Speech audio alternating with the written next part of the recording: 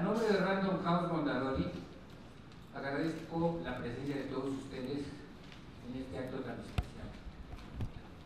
Después de asistir desde hace más de 25 años a presentaciones de libros del sello Grijalvo, tengo la firme convicción de que el editor debe hablar lo menos posible del libro que ha publicado. En el tumulto hay.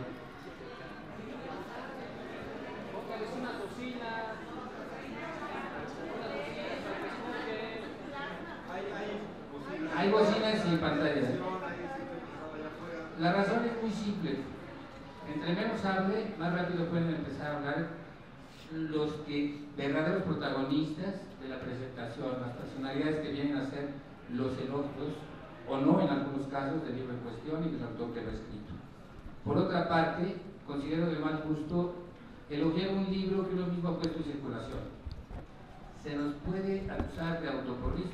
Dejemos el autoelogio, la autopropaganda para los gobernantes que hasta la pagan con los presupuestos. Así que, fiel a mi convicción, intentaré ser lo más breve posible.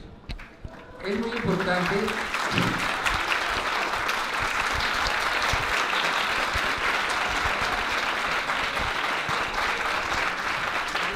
La causa del tumulto. Yo pensé que ya estaba en la continuidad. Es muy importante para nuestro grupo editorial y particularmente para mí que este libro póstumo de Miguel Ángel Granados Chapa haya visto la luz justamente a un año de su sensible deceso. Fui el editor de 4 libros de Miguel Ángel, todos ellos publicados bajo el sello Grijalvo, incluido el que ahora presentamos. Aunque debo aclarar que en la edición de Buen Día, el primer asesinato de la política en México, hubo más de un editor. En realidad, se conformó un equipo muy destacado de editores, siendo el más importante de ellos Tomás Granados. Gracias a su voluntad, su decisión y su trabajo, el libro ha sido publicado. Y también desde el principio estuvieron involucrados en la edición Tomás Tenorio y un valioso editor joven de Random, Enrique Calderón. Los otros 3 libros de Miguel Ángel que tuve el privilegio de editar fueron: en 1992, Nada sí, Zapata no, La hora de San Luis Potosí, Historia de una lucha que triunfó. Se trató de una crónica reportaje del movimiento postelectoral encabezado por el candidato a la gubernatura de aquel estado, luego del fraude en su contra, don Salvador Nava, el gran pionero de la lucha cívica contra el PRI y por la democracia. Solo una aclaración para los más jóvenes. El Zapata del título se refiere al apellido del gobernador impuesto por el gobernador priista Fausto Zapata, quien fue renunciado o más bien destituido gracias a la movilización de los navistas. Nuestro autor narró esta lucha desde las entrañas mismas del movimiento y del poder contra el cual se luchaba.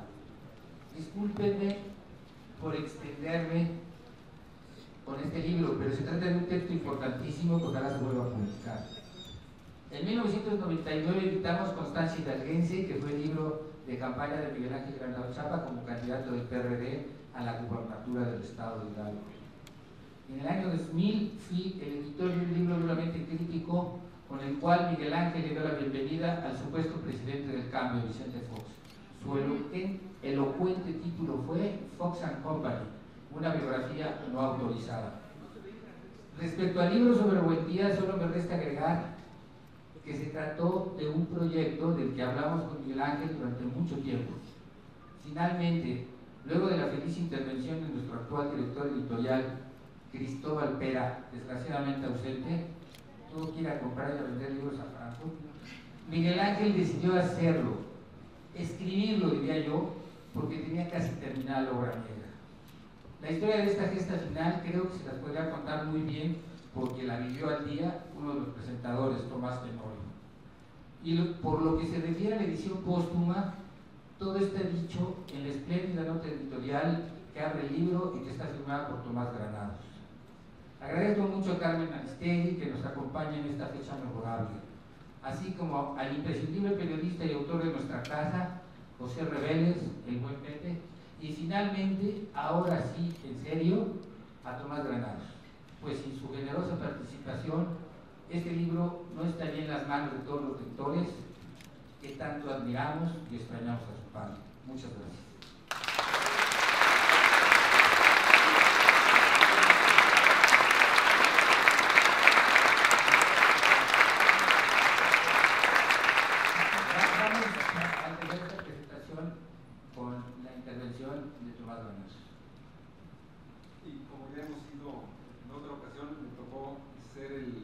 Maestro de las descortesías y las mujeres van a ir al último, y como no hay más que una mujer en la mesa, Carmen cerrará esta participación. Pues temo que en algún momento se me cierre la garganta, pero voy a decir en ese sentido las cosas más importantes al principio. Pues de entrada, un agradecimiento al público, una disculpa a todos los que están afuera de la sala. Me siento como un doble anfitrión, un poco por la participación en el libro y porque yo trabajo en el Fondo de Cultura Económica, entonces me siento como doblemente responsable de ese tumulto. Si quieren les entregamos a Carmen y hagan con ella lo que quieran. Allá afuera hay unas pantallas, hay un circuito cerrado, esperamos con eso pues paliar pues siempre la escasez de recursos, en este caso la escasez de espacio. Pues quiero agradecer de entrada a la gente de Random House, a Cristóbal Pera, Ariel Rosales, Enrique Calderón, Claudia Orozco y todos los muchos anónimos. Yo como editor sé que hay muchísima participación anónima para que estos miles de ejemplares existan y se conviertan en objetos muy distantes de lo que es el original. Estoy muy contento porque este buen día nos ha traído un muy buen día. Esta podría ser una jornada de luto, de recordación luctuosa, dolorosa, pero creo que hemos logrado darle la vuelta y convertirlo en una fiesta. No diré que es una celebración porque no celebramos el aniversario luctuoso de Miguel Ángel, pero sí es una fiesta porque celebramos que a un año de distancia tiene aún cosas que decirnos, y eso a mí me parece, valga el lugar común, comparable con el Cid Campeador, que aún muerto sigue ganando batallas. Me honra mucho y incluso me apabulla un poco que en esta mesa haya cofrades de Miguel Ángel, en este club que podríamos decir que es un club de la idad, porque se pertenece a él ejerciendo la honestidad, la minuciosidad y la veracidad. Los tres periodistas que me acompañan creo que son ejemplos paradigmáticos de ese club. No tengo empacho en pensar que Miguel Ángel también lo fue. Ya está dicho en la nota editorial, pero no puedo dejar de decirlo, que asumo la responsabilidad de haber traicionado a mi padre, de haber cometido un acto no de desobediencia civil, pero sí de desobediencia filial. Miguel Ángel juzgó en los últimos días de su vida que el libro no estaba terminado, lo cual significaba que el libro no debía publicarse. Pero en este acto de desobediencia filial, mis hermanos juzgamos que había mucho que rescatar en ese libro. Había que anunciar que era una obra inconclusa y junto con el entusiasmo y mucho más que entusiasmo es una palabra muy limitada de alcance, con la participación de Tomás Tenorio pudimos armar una serie de apéndices que pues no redondean el libro, pero al menos lo dejan un poco menos chato, porque Miguel Ángel le faltó escribir quizá el capítulo culminante del libro, pero la intervención de Tomás, que además de ese capítulo que lleva firmado, hizo un trabajo discretísimo pero esencial, que es identificar las fuentes bibliográficas y poner al pie de página lo que Miguel Ángel, no sé si porque este era solo el primer borrador, no había hecho, que fue poner cada una de las fuentes de donde salieron los textos citados. Como se imaginarán, tengo mucho que decir y nada que decir sobre este libro. Mi impresión es que se empezó a escribir el 31 de mayo de 1984, al día siguiente del asesinato de Manuel Buendía. quizá primero como un acto de tristeza y de ira por el acontecimiento mismo, y poco a poco como un acto de reivindicación, de homenaje, de admiración por uno de sus maestros, quizá el más claramente maestro de Miguel Ángel, porque lo tuvo a sus órdenes en una redacción que habría de convertirse en muy importante en la formación de Miguel Ángel. El libro, entonces, empezado a escribir en la mente de Miguel Ángel el 31 de mayo de 84, adquirió forma en los meses entre agosto y octubre, en los que yo tuve la suerte de que me los mandara por correo electrónico, más para conservar una copia de seguridad que con otro propósito. Y la publicación, y bueno, ahora que lo publicamos, yo quisiera creer, y con esto voy a terminar, quisiera creer que el libro palia un poco, o ayuda a que sintamos menos el síndrome de abstinencia que en los últimos 365 días hemos tenido. Esto es un libro original, no es una recopilación de sus artículos, aunque hay un apéndice que lo tiene, es un libro concebido en su integridad, aunque no pudo ser realizado por completo por Miguel Ángel. Entonces, ayuda a que sobrepasemos ese síndrome de abstinencia y a que ratifique esta idea de un silencio parlante. Este año para mí ha sido un año en el que he conversado mucho con el silencio que nos dejó Miguel Ángel. Ya les dije que yo cometí un acto de desobediencia filial que tiene algo de impúdico, pero en el fondo no hice más que poner en práctica algo que entre broma y veras decía Miguel Ángel. Él decía, cuando hablaba con, por decir un modo, una fuente, que todo lo que entraba por aquí salía por aquí. Entonces, todo lo que entró a mi cuenta de correo electrónico salió por aquí. Entonces, violando el principio, la orden casi final, espero que no me condene Miguel Ángel, del no publicarás, violamos esa disposición.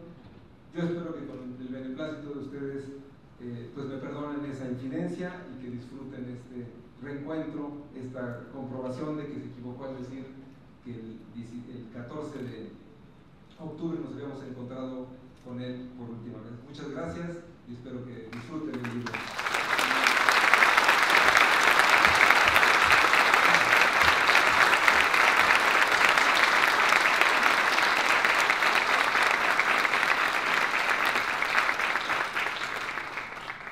Ahora le damos la palabra a otro de los involucrados desde el principio en la edición del libro, Tomás Tenorio.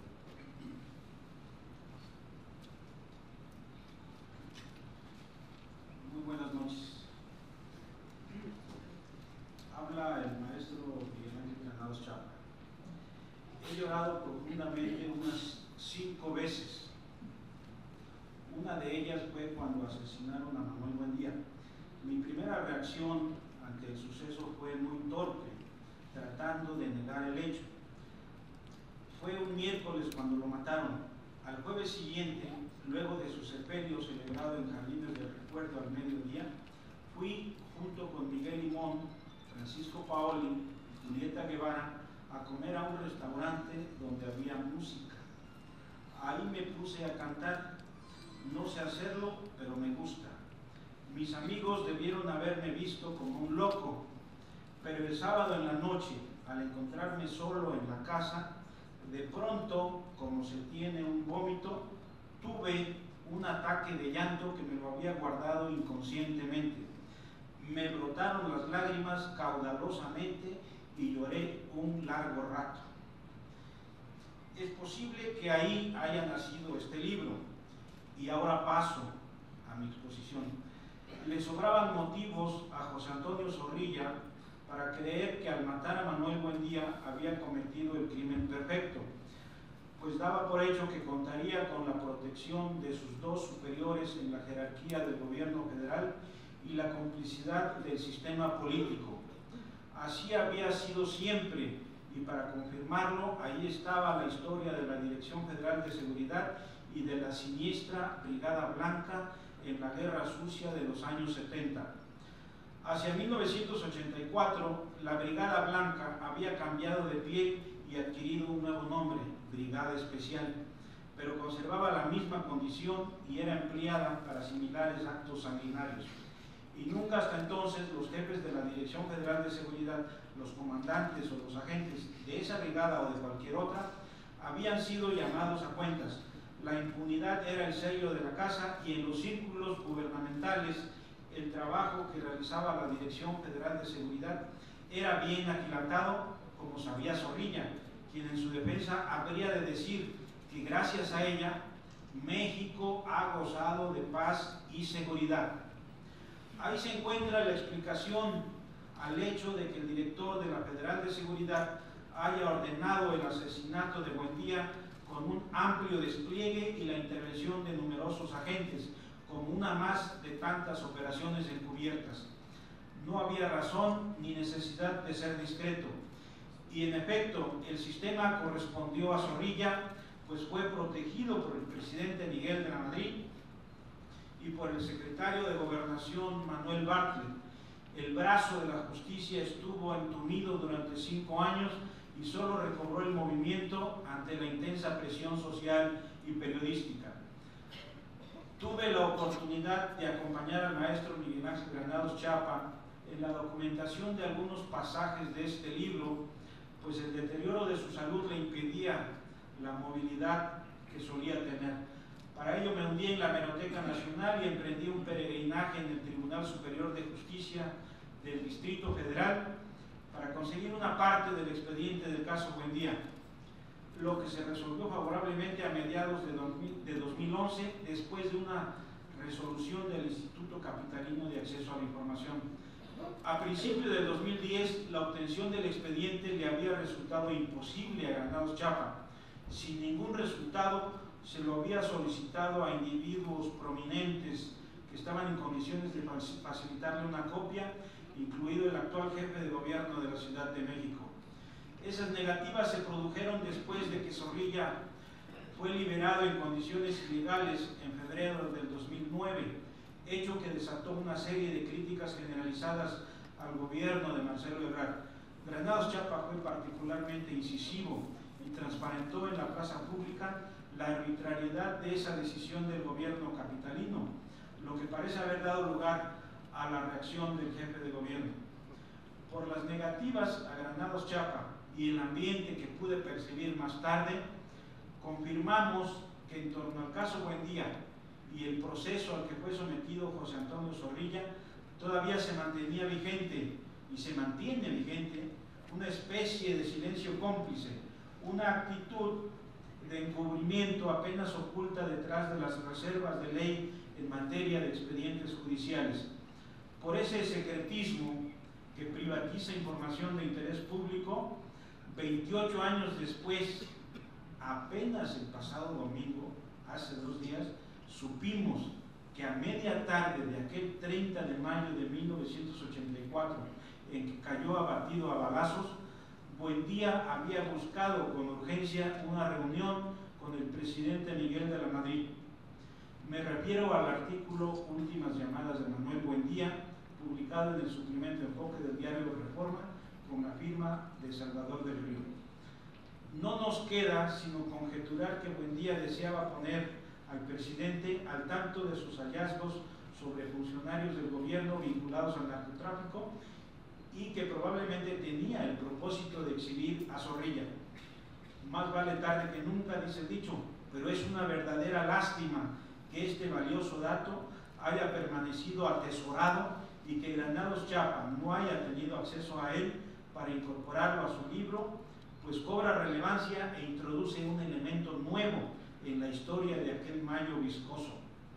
Afirmo lo anterior por los siguientes antecedentes acumulados en los 30 días previos al asesinato de Buendía.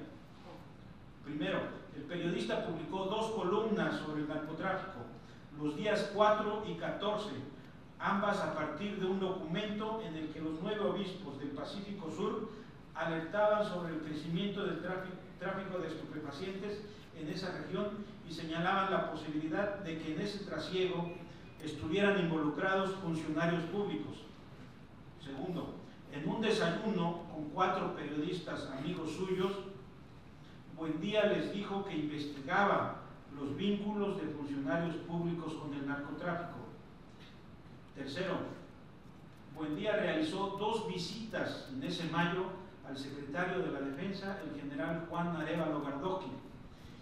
Y, por último, tuvo un altercado vía telefónica con el propio José Antonio Zorrilla, probablemente el día 14 de ese mes de mayo, y del que su esposa, la señora Dolores Ábalos, informó en su momento al Ministerio Público. Tras este altercado, Buendía confió a su esposa que Zorrilla tenía efectivamente nexos con el narcotráfico y que ese había sido el origen de la confrontación entre ambos. Que estos acontecimientos hayan desembocado el 30 de mayo en una llamada de Buendía a Mario Ramón Beteta, el director de Pemex entonces, en busca de su intercesión para ser recibido por el presidente de la Madrid, a quien quería decirle algo importante, evoca una situación que llegaba a su límite. Con toda seguridad, Zorrilla conoció al instante la gestión telefónica de Buendía, espiado como estaba, y es posible que ese hecho haya apresurado la ejecución, consumada 4 horas más tarde. Los asuntos importantes deben ser recordados siempre que sea oportuno, y siempre es oportuno, decía Granados Chapa. Es lo que hizo él en este libro, que contribuye a fortalecer la memoria social de un episodio que nunca debió ocurrir. Lo que no debe olvidarse es que el asesinato de Buendía fue perpetrado con los recursos y el amparo de una institución del Estado, y que a continuación ese Estado enturbió el caso y borró las pistas, simuló una investigación y levantó un cerco de protección para los homicidas.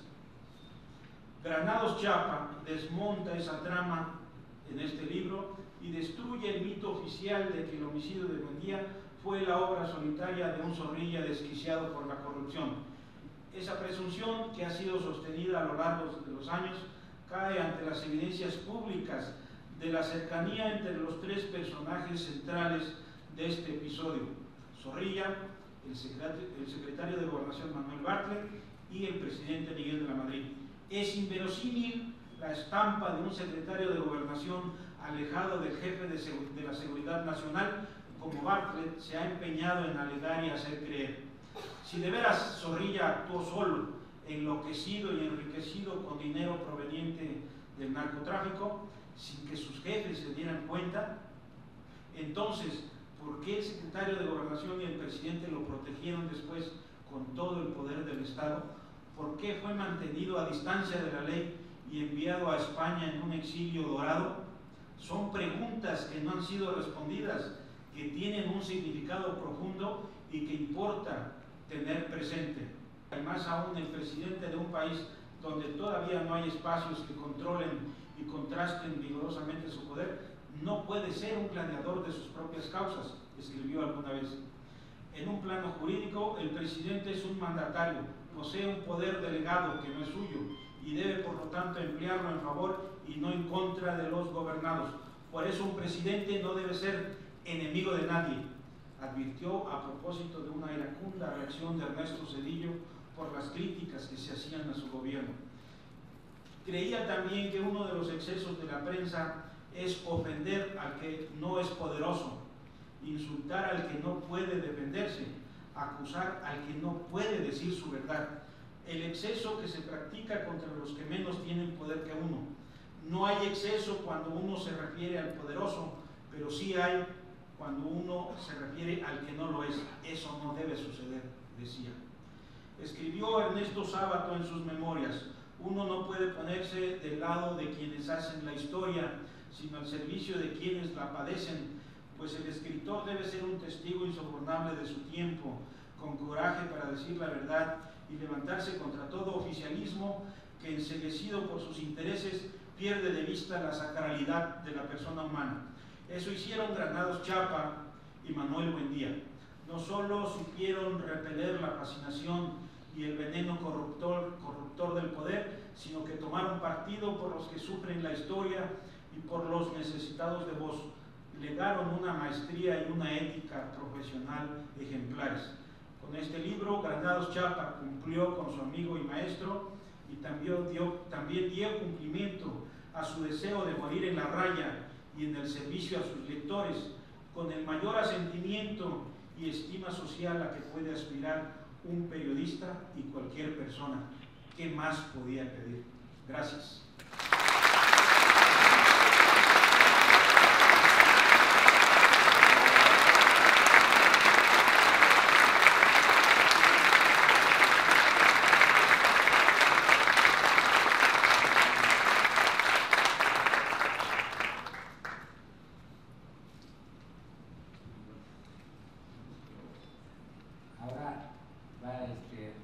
Vamos a empezar con la parte externa. Hasta ahorita hemos hablado de la parte interna de los sectores que estamos involucrados en el libro. Ahora Pedro Reveles nos va a dar su punto de vista de periodista externo.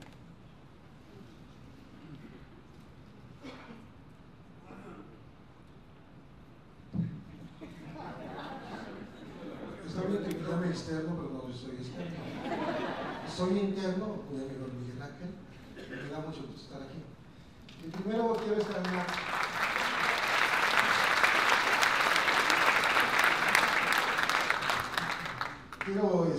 ante este abarrotado auditorio, más los que están viéndonos por las pantallas en este mismo recinto, no dentro del auditorio, y muchas gracias por su presencia. Quiero externar un recuerdo emocionado del maestro Miguel Ángel Granados Chapa, siempre sabio, siempre atento y respetuoso. Un compañero de afanes periodísticos que no escatimaba sus generosos comentarios cuando fructificaba el buen trabajo de sus colegas.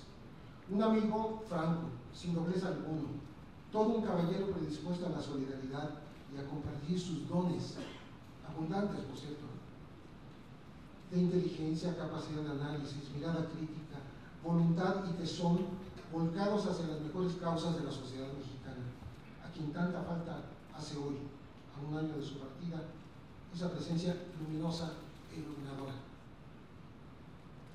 Es una honrosa encomienda que mucho agradezco a su hijo Tomás, de la editorial Ricardo, Random House, Ariel, y bueno, qué mayor privilegio estar aquí compartiendo nuevamente en mesa con Carmen Aristegui, y muchas gracias también a Tomás Tenorio, que veo que fuiste un colaborador de mucho empuje en los últimos tiempos con Granados y que contribuiste a este libro.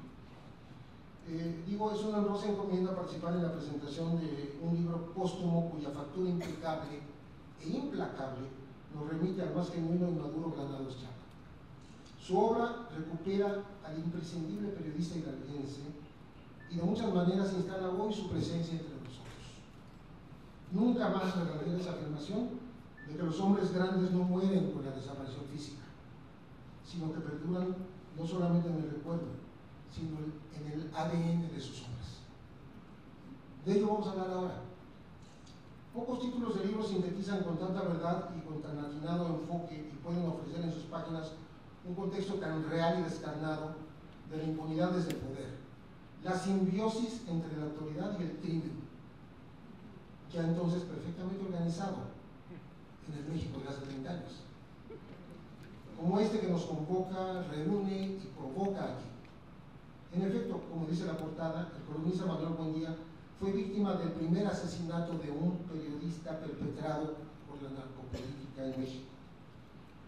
Con un acendrado rigor en su investigación, con esa su prosa puntual e impoluta, con la hondura de una amistad hacia Buendía que no regateó, sino que le impregna todo el texto, generosamente dispensada página tras página a la memoria de quien trató y frecuentó por más de 20 años, con su capacidad de interpelar al poder y no dejar pasar las intentonas de impunidad de los perpetradores de este crimen político que se cometió hace más de 28 años, el entrañable y añorado Miguel Ángel Granados Chapa logró describir con trazos certeros, directos, sin circunloquios, sin eufemismos, sin frases huidizas, el rostro más espantable de la historia reciente del país. En realidad, expone esa torcida mueca que desde los años 80 preanunciaba ya la pudrición de las instituciones de justicia, la devastación moral y física que que se veía venir sobre el país y en la que desde entonces ha ido extraviándose el Estado de Derecho y ha ido creciendo sin límite y a la vista de gobiernos cómplices, ineptos, subordinados, ese engendro siamés del encubrimiento desde cualquier nivel de autoridad hacia el negocio transnacional de las drogas. El asesinato de Manuel Buendía, la tarde del 30 de mayo del 84, marcó un parteaguas en las tensas y complicadas relaciones entre periodismo y poder en México. Todo el aparato federal y la Procuraduría Capitalina encubrieron y trataron de desviar las investigaciones sobre este crimen que marcó y manchó al país. Tan se dio la intentona de encubrir a los culpables que la familia, la prensa y la sociedad tuvieron que presionar sin tregua para que los gobernantes cumplieran a una regañadientes con su deber. Se dice fácil, pero con todas las evidencias en la mano, 5 años demoró el gobierno en aplicar justicia y capturar al autor intelectual de este crimen ejecutado con todas las agravantes de alevosía y ventaja, diseñado y perpetrado desde las entrañas mismas de la policía política mexicana, con individuos que percibían su sueldo en esa dependencia de la Secretaría de Gobernación y que obedecían instrucciones de su jefe, el director de la Federal de Seguridad, José Antonio Zorrilla Pérez. Después del asesinato, el presidente Miguel de la Madrid se mostró tan impasible y tan ausente de respuestas como la sociedad mexicana lo veía meses después, frente a la tragedia colectiva de los terremotos de septiembre de 1985. Perplejo, pasmado, lento, atolondrado e irresponsable. Sí, en efecto, hablamos aquí del mismísimo Miguel de la Madrid que le dijo a Carmen Aristegui: desgraciadamente la justicia es a veces inútil. Es cuestión de realismo político. Si el escándalo desprestigia al gobierno, sea cual sea, es malo. En esa entrevista aportó 2 conceptos históricos. Carmen Aristegui le preguntó al presidente: ¿la justicia estorba para ejercer el poder? Y la Madrid dijo textualmente: a veces sí. Después, poderosos políticos convirtieron al expresidente en rehén. Le pusieron un zipper en la boca y lo obligaron a que se repitiera al menos formalmente de esas declaraciones, pretextando enfermedad y casi una demencia senil. La impunidad es condición necesaria para que la maquinaria siga funcionando en México, insistió Carmen. Sí, sí, fue la respuesta lacónica de ese hombre que implantó el neoliberalismo y cuyo gobierno dio carta franca de naturalización a la siembra, cosecha y tráfico de drogas en México. Fue también este presidente quien palomeó a Zorrilla Pérez cuando el entonces secretario de Gobernación Manuel Bartlett intentó lavar la imagen del asesino de Buendía y protector de narcos, defenestrado de la DFS, transmutándolo en candidato a diputado federal del PRI por el estado de Hidalgo.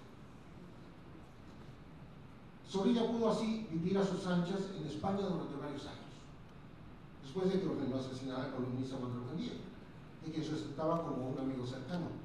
¿Por qué? Porque se lo permitió el gobierno. Ya en manos de una benévola justicia, fue absuelto de delitos de narcotráfico, pese a que se comprobó que entregó credenciales de la Dirección Federal de Seguridad a los capos de los 80, a Rafael Carpintero, a Boneto, Ernesto Carrillo Fonseca. Gracias a esta charola oficial y a 60,000 pesos de socorro en aquella época a un comandante, Carlos Quintero pudo huir del país después de haber asesinado al agente de la DEA, Enrique Camarena Salazar, y al piloto mexicano Alfredo Zavala Avelar. Fue capturado en Costa Rica y sigue tras las rejas por ahora, al igual que por ahora su protector Zorrilla. Y digo por ahora porque tanto Miguel Ángel Granados hizo una labor muy importante cuando fue liberado Zorrilla en febrero de 2009, y ahora mismo me está llegando un mensaje de Rogelio Hernández, autor de otro libro que se llama Zorrilla, el imperio del crimen, que me dice que hace unos días Zorrilla pidió otro amparo para apelar y lograr su liberación anticipada por enésima vez. Voy a explicar por qué, porque Zorrilla tiene todos los recursos del mundo.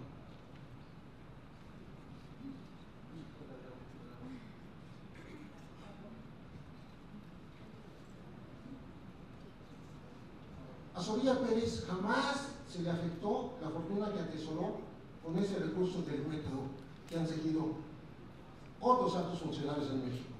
Puso a trabajar a todos sus comandantes en el país para recaudar dinero de los traficantes.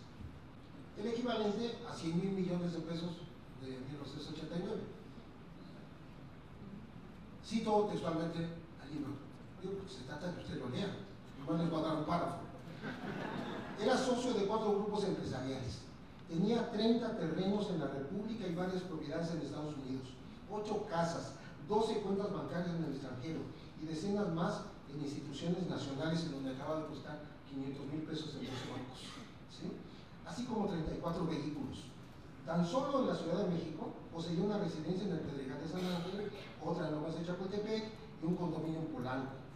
Las 3 zonas más caras de la capital, y 2 terrenos con caballerizas en el Ajusco con extensión de 36,000 metros cuadrados. También adquirió casas y condominios en Cuernavaca, en Morelos, Abándaro, Estado de México, Iztapa, en Guerrero, Cancún, en Quintana Roo, y una ex hacienda en Atotonilco, Hidalgo, su tierra natal. 13 lotes en Lomas de las Palmas, 13 en Colinas del Sur. Bueno, y sigue la lista. Como sostiene este libro de Miguel Ángel Granados Chapa, es evidente que el Estado mantuvo invariable su protección a Zorrilla y por tanto hizo suyo el crimen. Hizo suyo el crimen de Manuel Buendía, dadas las incoherencias, una palabra que me parece muy suave utilizar en el libro, del gobierno de la Madrid y la blanda condena que se le impuso ya en el mandato de Carlos Salinas de Gortari. Agreguen ustedes el hecho de que Zorrilla fue preliberado, es lo que decía hace un momento, muy sospechosamente, el 18 de febrero de 2009, por autoridades carcelarias del gobierno del DF, perredista, hay que decirlo, para confirmar que todo lo pueden comprar, el dinero y o el poder. Granados denunció cómo cumplía apenas 2 semanas como director de ejecución de sanciones penales de los represores del DF, el doctor José María Casaopliego Valenzuela, y mañosamente ya le quitaba de un plumazo al menos 10 años de encierro a Zorrilla Pérez, sentenciado con escaso rigor, decíamos arriba, por el asesinato de Manuel Buendía. Y es que Zorrilla Pérez también ordenó la ejecución de su amigo José Luis Esqueda y uno y otro crímenes para evitar ser denunciado por sus nexos con traficantes y por una corrupta protección que le generaba miles de millones de pesos. Pero las condenas no se acumularon, sino se fundieron en una, y los procuradores y los jueces simplemente ignoraron la cobertura que la DPS prestó a los más conspicuos capos de la droga en la época, es decir, de eso no fue acusado.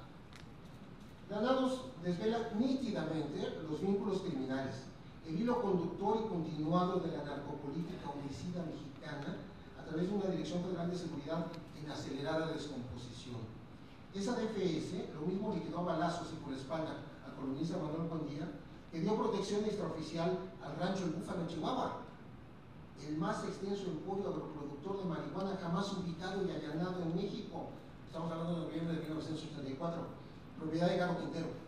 Hubo evidencias también de que la DFS auxilió a los capos traficantes, por cierto ese rancho estaba rodeado por el ejército, ¿sí? Luego lo descubrieron. Auxilió a los capos traficantes para capturar, torturar y matar a la gente de la DEA Enrique Camarena Salazar y al piloto mexicano Alfredo Zavala, precisamente por haber descubierto ese rancho donde llegaron a laborar en tiempos de cosecha de la cannabis más de 10,000 labriegos contratados con el señuelo de enormes ganancias, pero sometidos después a trabajo esclavo. Estos son solamente algunos apuntes, algunos asomos de lo que revela este libro excepcional, en el que se denuncia a funcionarios simuladores que establecieron más de 200 hipótesis sobre supuestas autorías inmóviles del crimen de Buendía, de la CIA, de la ultraderecha, de Opus Dei, de los tecos, de los corruptos líderes petroleros, de la filtración de pruebas al columnista Jack Anderson de Washington Post, de los depósitos bancarios por millones de dólares que había hecho Miguel de la Madrid, el encarcelado exdirector de Pemex Jorge Díaz Serrano, a cuyo hijo supuestamente torturaron, en fin, y así ad nauseam. Con tal de no llegar a una verdad evidente pero escamoteada, porque se dejaría entonces descobijado a todo el aparato gubernamental. Si usted quiere saber cómo nació y creció el tráfico de drogas al amparo oficial, enterarse de cómo los comandantes de la DFS terminaron siendo capos de narcotráfico, San Rafael Aguilar Guajardo, muerto en 1993 en Cancún, el cártel de Juárez, Juventino Prado, Rafael Chávez López, Abisaíd García, Daniel Acuña, José Abisaíd, y y tantos otros. Y si quiere ubicar a los padres de la hiperviolencia que hoy sufre México, no puede dejar de leer esta obra póstuma de Granados Chapa. Aunque oficialmente había sido disuelta la tenebrosa Brigada Blanca, ya lo decía Tomás también, Zorrilla armó su brigada especial. Es decir, en donde agentes y comandantes tenían permiso para detener, torturar, extorsionar, acusar falsamente e inclusive matar a quienes ellos decidiesen o a quienes el gobierno ordenara eliminar de este mundo. No estoy muy seguro de que esos cuerpos hayan desaparecido en este momento. También se va a enterar usted de cosas raras, ¿no? Como la tertulia bautizada el Ateneo de Angangueo, en donde un grupo de intelectuales y científicos discutían la actualidad del país e invitaban a debatir a secretarios de Estado y otros funcionarios públicos.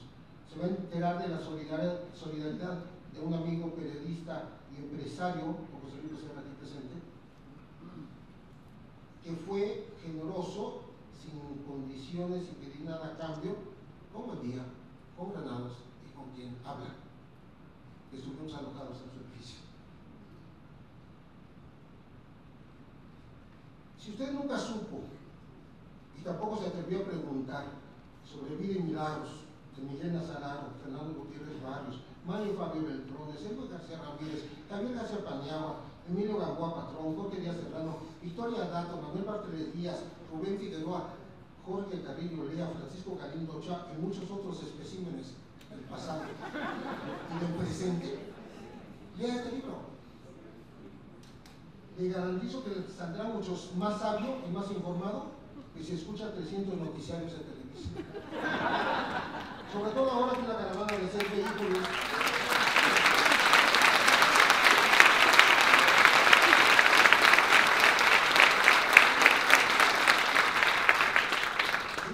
noticiarios, no exageren, sobre todo ahora que la caravana de 6 vehículos con sus logos oficialmente registrados a nombre de esa empresa fueron sorprendidos circulando por Centroamérica con más de $9 millones y con vestigios de droga, asunto que discutieron las autoridades de Nicaragua.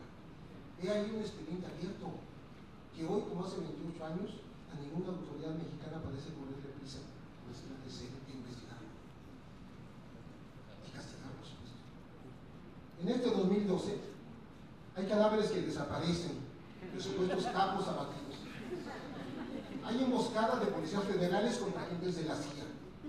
Hay entrega corrupta y cómplice por parte de mandos policiales del hijo del exgobernador y exdirigente nacional del PRI, Humberto Moreira, para que la delincuencia organizada lo torture y lo asesine. Ahora mismo viene avanzando, ahorita, una caravana de dolientes familiares que quieren saber el destino de decenas de miles de migrantes centroamericanos que se sumaron en esa especie de triángulo de las Bermudas en que se convirtió la República Mexicana, territorio de fosas clandestinas, de descabezados, de cadáveres colgados de los puentes. Todo ello y más nos conduce a concluir que hay una narcopolítica que llegó para quedarse. Tema central de este libro, por cierto, ameno y didáctico. Este libro de Miguel Granados Chapa, y nadie que desee cambiar el rumbo extraviado de México debe dejar de leerlo. Gracias.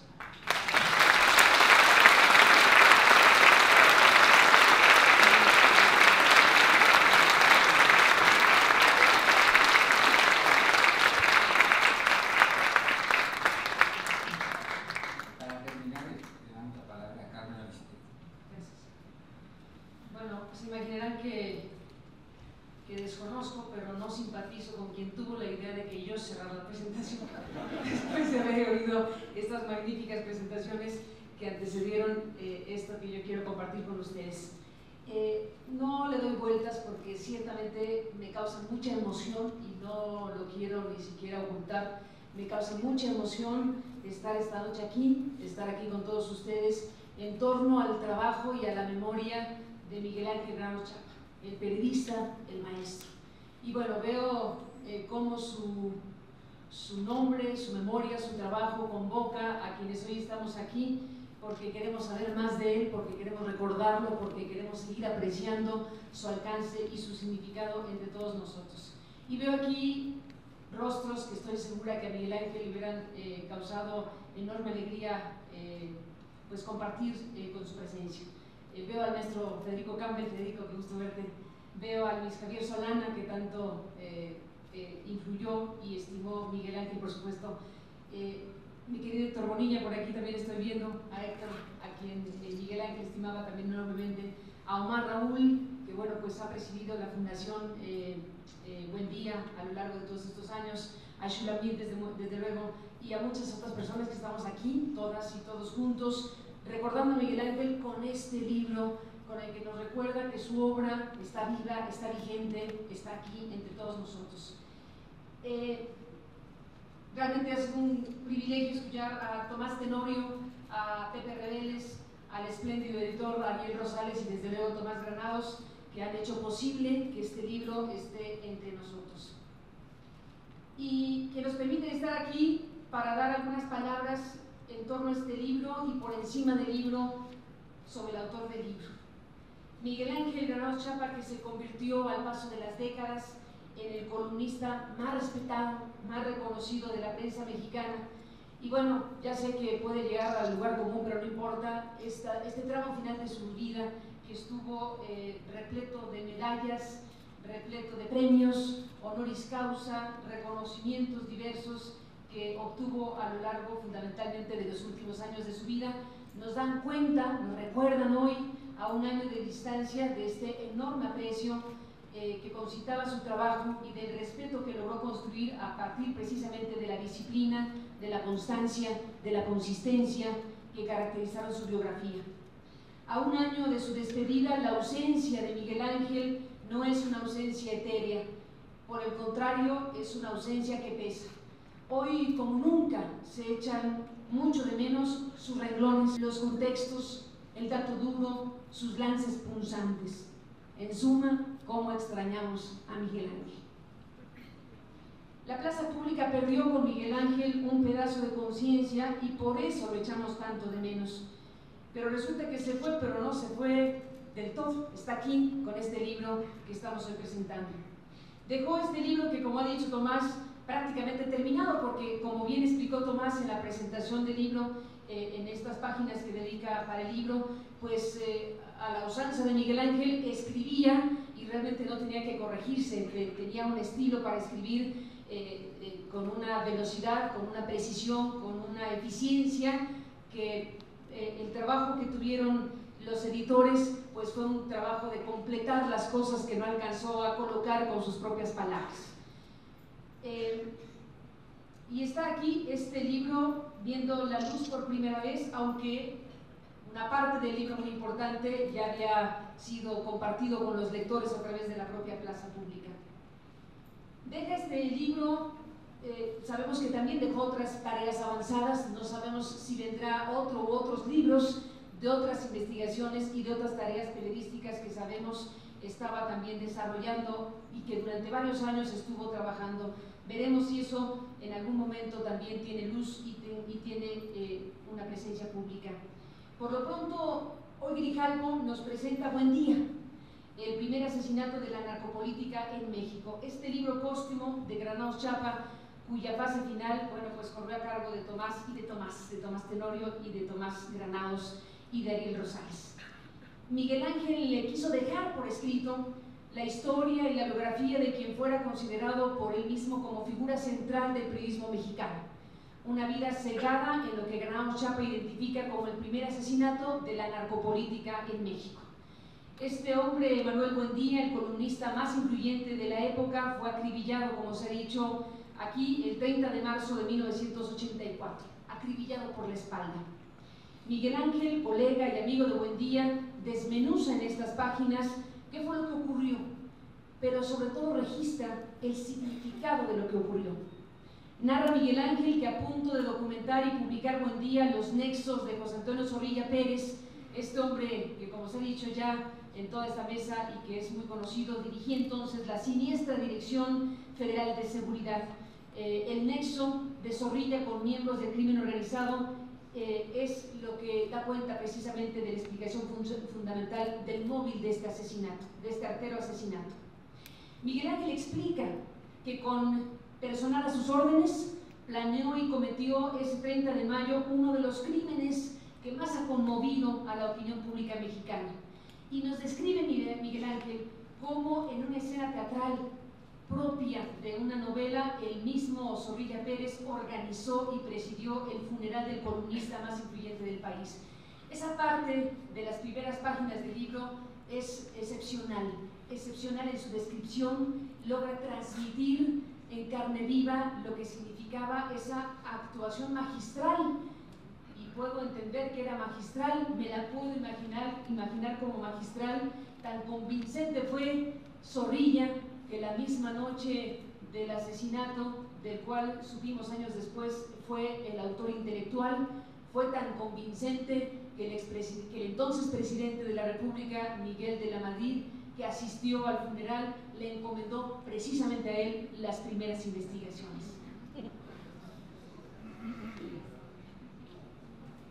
Piensa Miguel Ángel que esta fue la primera víctima del entramado entre la narcodelincuencia y las corporaciones policíacas y políticas de nuestro país.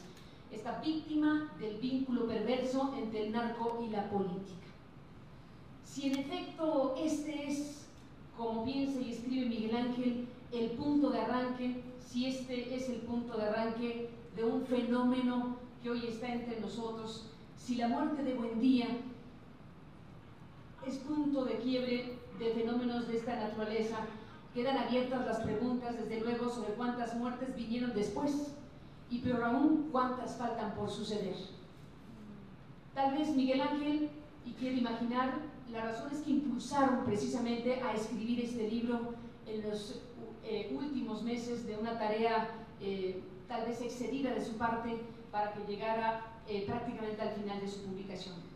Tal vez envuelto, como todos nosotros, en el espanto por los miles de muertes anónimas durante estos últimos años en México, tal vez dando un punto de partida para tratar de jalar esa madeja interminable de la narcopolítica en México, tal vez a la luz del recuerdo de quien fuera su amigo Buendía, tal vez bajo el impacto de saber que Zorrilla había sido dejado en libertad anticipada, después liberado y después de haber dado una batalla el propio Miguel Ángel y otros tantos periodistas para que fuera reingresado a prisión, y no sabemos si algún día de estos, como le adelanta Rogelio Hernández a Pepe Reveles, que nos ha compartido la información, pudiera ampararse de nuevo con la justicia y pudiéramos verlo de nuevo salir con una liberación anticipada. Una liberación anticipada de Zorrilla que ya ocurrió una vez y que no sabemos si podría ocurrir otra vez, y que en todo caso, si sucediera, tendríamos que a la memoria de Miguel Ángel mantener ese pie de combate para que una liberación anticipada no pudiera suceder, precisamente por el significado y alcance que tiene para México el hecho de saber, como se sabe, que alguien que tuvo a su servicio el presupuesto, las armas, la estructura policíaca, la usó precisamente para quitar del camino a un periodista como Buendía. El caso es que Miguel Ángel Granados Chapa, por una u otra razón, decidió dedicar este tramo final de su vida a este libro que hoy estamos presentando. Nunca abandonó la columna, Plaza Pública, nunca abandonó el programa de radio en Radio Universidad. Breves ausencias propias de su circunstancia y de su condición médica, pero ciertamente lo que acompañó hasta el final a Miguel Ángel fue la constancia, la consistencia, el deber cumplido, fiel a las enseñanzas de su madre, tal como él lo narró en algunas de las biografías que se han escrito sobre él. Fiel a las enseñanzas de su madre, Miguel Ángel nunca dejó de cumplir. Estas breves ausencias simplemente nos hablan de una condición física que estaba mermada y que le impidió brevemente no estar con sus audiencias, con sus públicos, y con sus lectores. Se dejó tiempo y espacio para escribir estas páginas que hoy están entre nosotros. Tomás dice que trabajó intensamente en este libro. Tomás comparte en lo que escribe para el libro que en los meses finales de su vida, y cree que no incurre en una infidencia, tuvo tal intensidad, dedicó tal esfuerzo a escribir este libro, que probablemente contribuyó a acelerar el desenlace fatal de Miguel Ángel. Eso estruja al leerlo, eso remueve desde luego las entrañas de quienes imaginamos a Miguel Ángel hasta el final de sus días, hasta el último tramo de su existencia, escribiendo el último párrafo, dedicándonos el último párrafo en esas frases memorables. El libro es fascinante. El libro es un recorrido con una pluma magnífica como la que todos reconocemos y conocemos de Miguel Ángel. Es una trama fascinante en donde nos habla de cosas fundamentales en México de las últimas décadas. Destaco, por destacar algunas de las partes, desde luego el cuestionario enviado y contestado de Manuel Bartlett Díaz a Miguel Ángel Granados Chapa, este cuestionario que finalmente pues, es la pieza más acabada de lo que Bartlett le contestó a Granados Chapa para defenderse de la sospecha, para defenderse de lo que significa haber estado en la estructura política de donde surgió precisamente la autoría intelectual del asesinato de Manuel Buendía. El cuestionario a Manuel Bartlett es una joya por las preguntas y es una joya por las respuestas. Es una manera en la que este personaje tan singular, que ha ido mutando a lo largo de los años, un personaje que ha evolucionado de una forma absolutamente insospechada. Legislador, ¿por qué partido soy? Me importaría demasiado si no me acuerdo de las siglas. Pero ciertamente la evolución de Manuel Bartlett es una de las cosas más interesantes en la vida política de México. Este hombre que, de ser un hombre sumamente poderoso, vivió la transformación de su propia existencia y en su propia defensa le envía a Granados Chapa por escrito las contestaciones a sus preguntas. Puede o no convencer, y cada quien a la hora de leer tendrá su opinión. Puede o no la audiencia y los lectores y las lectoras creerle a Manuel Bartlett que él no tuvo ni pizca que ver en este asesinato de Buendía. Lo que no se le puede regatear es, al final de cuentas, es esta manera de estructurar las respuestas para contestar las punzantes preguntas de Miguel Ángel. No se pierdan ese cuestionario de Manuel Bartlett. Está, desde luego, esta parte final muy recargada en la saga, que es la saga de la liberación anticipada y de la reaprehensión de José Antonio Zorrilla. Y allí hay una parte que me parece muy importante que nos retrata también al autor del libro. Nos importa hablar de Buendía, pero nos importa hablar del autor del libro sobre Buendía. Y el autor del libro sobre Buendía es este periodista riguroso, consistente, como digo, puntual, pero que es capaz de reconocer cuando tiene algún traspié. Es capaz de corregir cuando dice algo que no corresponde con la realidad. Sucedió y no sucedió con el caso Yusacel. Sucedió cuando él reveló una verdad de Aquilo y después, ante una andanada, emitió una comunicación ciertamente de distancia frente a lo publicado, al reconocer que no había consultado a una parte de los involucrados. No estrictamente se desdijo de una revelación enorme que hoy nos tiene frente a este poder agigantado de las televisoras.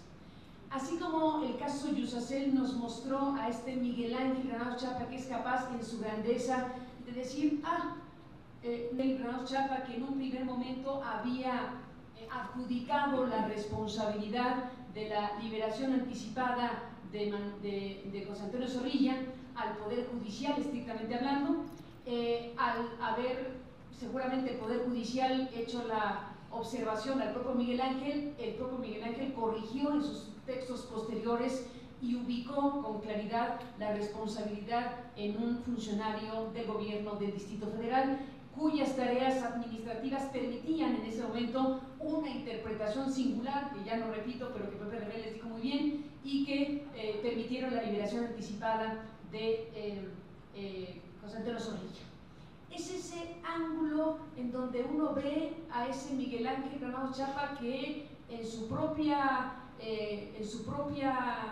convicción por la verdad puede, sin temblarle la mano, corregir un dato y enriquecer la propia lectura de los seguidores de su plaza pública. Es ese Miguel Ángel que hoy nos tiene aquí, de nuevo recordando el asesinato de Buendía. Hoy nos tiene aquí recordando el significado de décadas después de una muerte con estas características, y al traernos esto y al recordarnos la historia de Buendía, nos coloca frente a nuestro espejo y nos coloca frente a la realidad mexicana hoy. Si el caso Buendía es el primer asesinato de la narcopolítica en México, si eso era el gatear de una historia en México, ¿en dónde andaremos parados? ¿Qué nos quiso decir Miguel Ángel cuando nos recuerda la historia de Buendía? Como no está, lo interpreto. Y como Tomás se dio el permiso de publicar sin permiso, yo lo interpreto sin permiso también. Probablemente Miguel Ángel nos quiere sacudir también para recordar las raíces de esta historia de lo que hoy vivimos. ¿Cuál es el alcance de la penetración del crimen organizado en las estructuras políticas y policíacas del México de hoy? Cuando hablamos del asesinato de Manuel Buendía, hoy, tantos años después, tenemos que recordar, tenemos que ver a los otros periodistas asesinados en el camino.